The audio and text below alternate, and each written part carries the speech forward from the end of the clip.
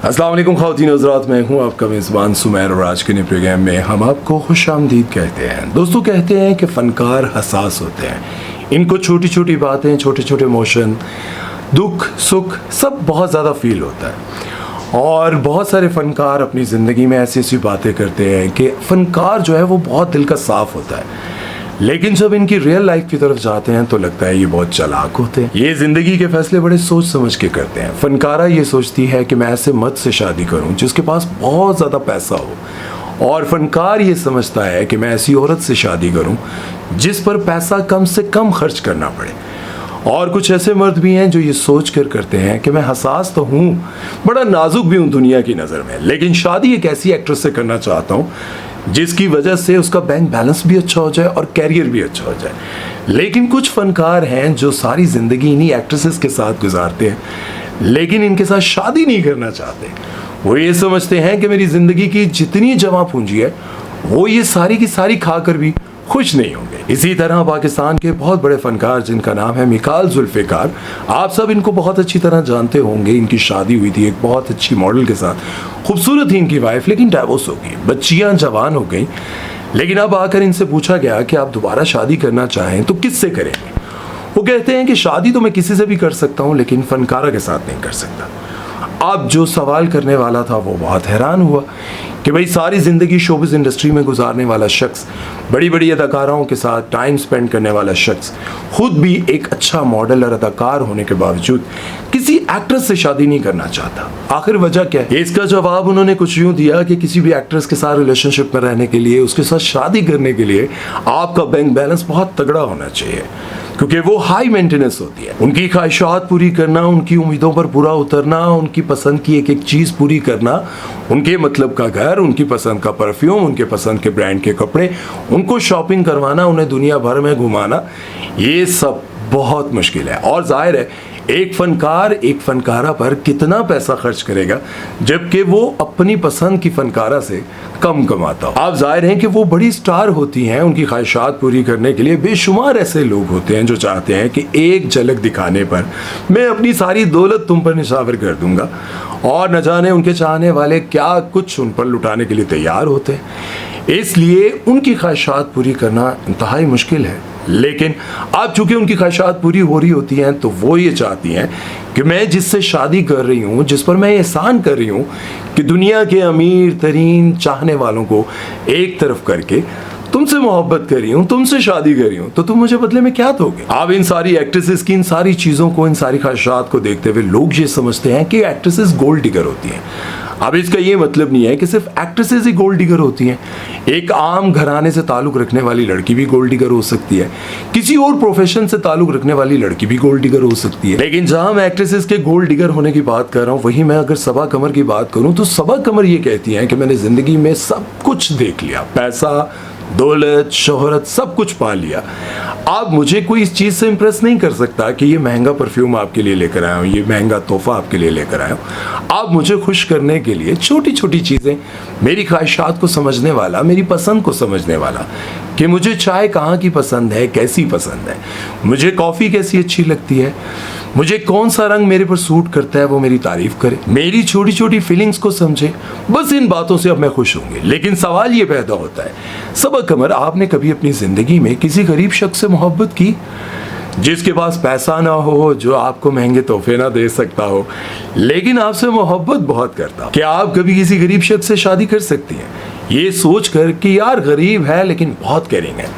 नहीं कर सकती आप, क्योंकि आज तक कभी किसी एक्ट्रेस ने किसी गरीब शख्स से शादी नहीं की। आप इसकी मिसाल मैं आपको कुछ यूँ देता हूँ कि बॉलीवुड की एक बहुत बड़ी एक्ट्रेस अपने कैरियर के पीक पर शोबिज़ इंडस्ट्री को छोड़ा, अल्लाह की राह पर आई, बहुत अच्छी बात है, लेकिन शादी उन्होंने किसी गरीब शख्स से नहीं की, बल्कि इंडिया के बहुत बड़े हीरो के ताजर से की।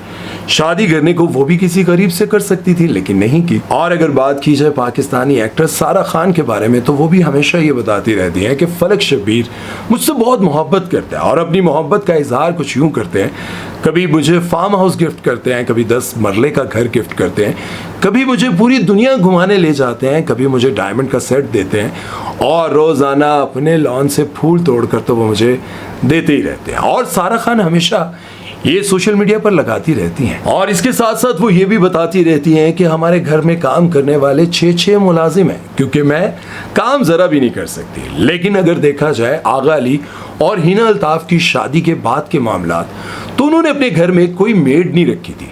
उन्होंने अपने घर के काम एक दूसरे के जिम्मे लगाए हुए थे। अगर तुम किचन का काम करोगी तो बर्तन मैं धोऊंगा, तुम अगर बाथरूम धोगी तो तौलिए मैं धोऊंगा, तुम अगर बेड की चादर ठीक करोगी तो फर्श पे पोछे मैं लगाऊंगा।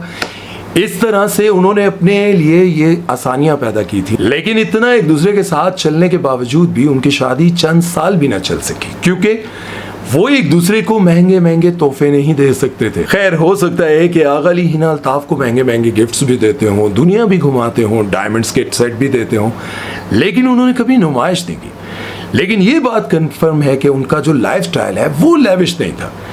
दोनों इतने बड़े स्टार्स, लेकिन अगर अपने घर के वॉशरूम खुद धो रहे हैं तो लाइफस्टाइल कैसा होगा। अब ये जो बातें मैंने आपको सुनाई हैं, ये को मैंने अपने पास से नहीं सुनाई, ना ही मेरे मुखलात ने जाकर उनके घर में से सुनकर मुझे बताई हैं या देख कर बताई हैं।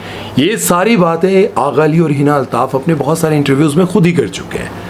अब बहुत सारे लोग कहते हैं कि इनकी शादी शायद इसी वजह से नहीं चली, लेकिन ये बात तो आगा अली और हिना अल्ताफ ही जानते हैं कि उनकी शादी की टूटने की असल वजह क्या थी। अब अगर मैं मिकाल जुल्फिकार की बात की तस्दीक करना चाहूँ कि वो बिल्कुल ठीक कह रहे हैं, तो उसके लिए मुझे सबूत चाहिए होगा। तो सबूत मुझे ये समझ में आता है, निम्रा खान जिनकी आज चंद दिन पहले ही डिवोर्स हुई, वो एक स्टोरी लगाती हैं जिसमें एक बाबा जी आकर बताते हैं कि अपनी बेटियों को ऐसे शख्स को ना दो जो भिखारी हो, जिसके पास पैसा ना हो। अगर आपको ये लगता है कि लोग आपको ये कहेंगे कि तुम्हारी बेटी गोल्ड डिगर है, तो कहने दो, लेकिन अपनी बेटी को ऐसे शख्स से ब्याहो जो तुम्हारी बेटी की ख्वाहिशात पूरी कर सके। जो ख्वाहिशात नहीं पूरी कर सकता वो भिखारी है, और भिखारियों को अपनी बेटी नहीं देनी चाहिए। जब ये स्टोरी लगी तो बहुत सारे लोगों ने लिखा, और मैं ये आपको पहले भी पढ़ के सुना चुका हूँ, कि भिखारी की डेफिनेशन 2 तरह से होती है। एक वो भिखारी होता है जो अपनी बीवी को 2 टाइम का खाना, अच्छा घर और कपड़े नहीं दे सकता, और एक वो भिखारी होता है उन लोगों की नज़र में जो मालदार और लालची किस्म के होते हैं।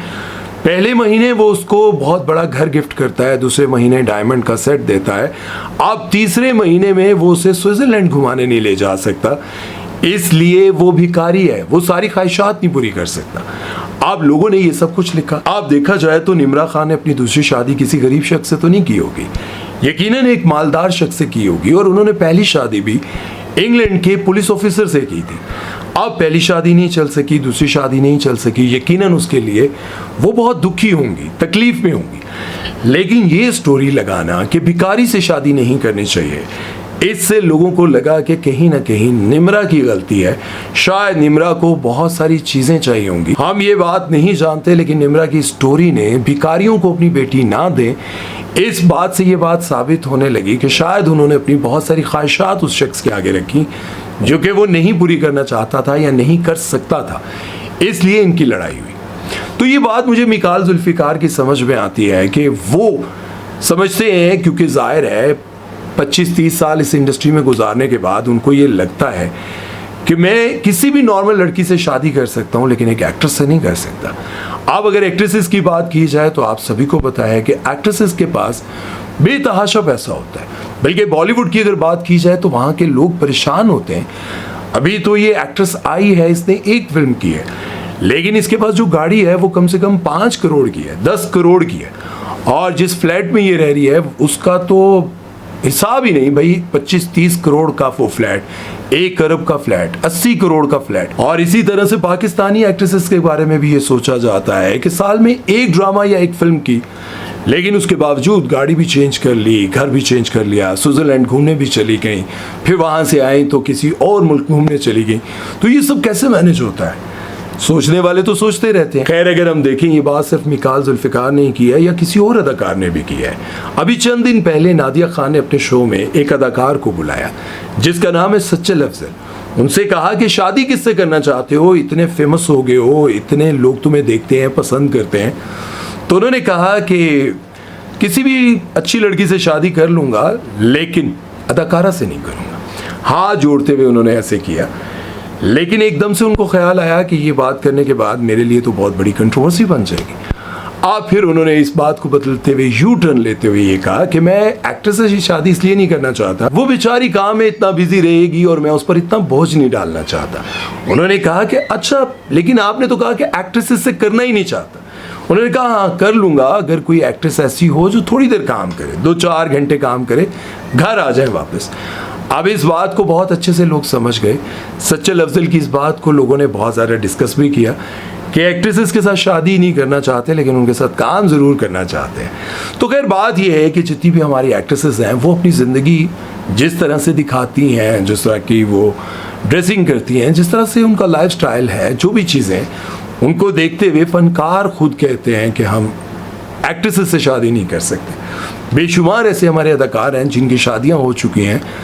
अच्छा, मैं आपको एक और बात बताता हूँ। आपने बॉलीवुड के उस फनकार को तो देखा होगा जो बोल्ड सीन करने में सबसे टॉप पर है, इमरान हाशमी। आपने उनकी वाइफ को कभी भी सोशल मीडिया पर एक्टिव नहीं देखा होगा और ना ही अपनी वाइफ के साथ वो ये कैमरे वालों के सामने आते हैं। जहाँ भी कहीं उनकी वाइफ आती हैं तो पहले वो साइड पे करते हैं, फिर सामने खुद आते हैं।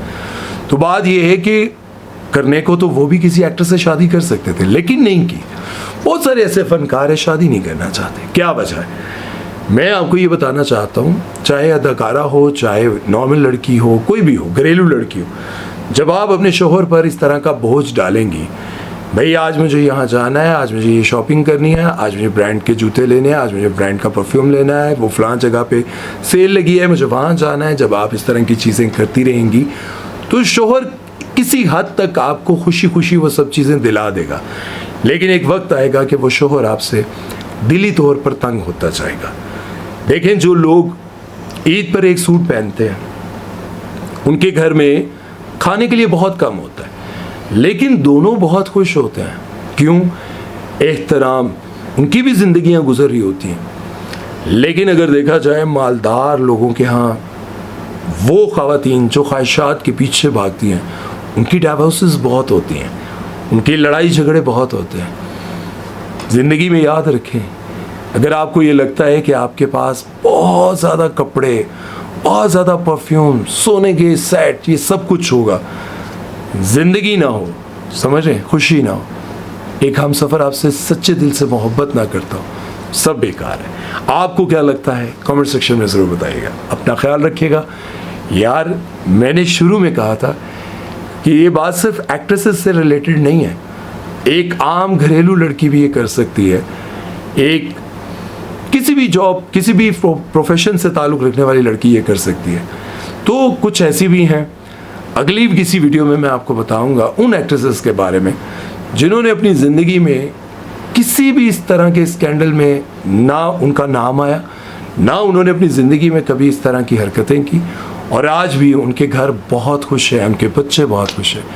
इंशाल्लाह अपना ख्याल रखिएगा, दुआ में याद रखिएगा। सुमैर चौधरी को दीजिए इजाज़त। अल्लाह हाफ़िज़।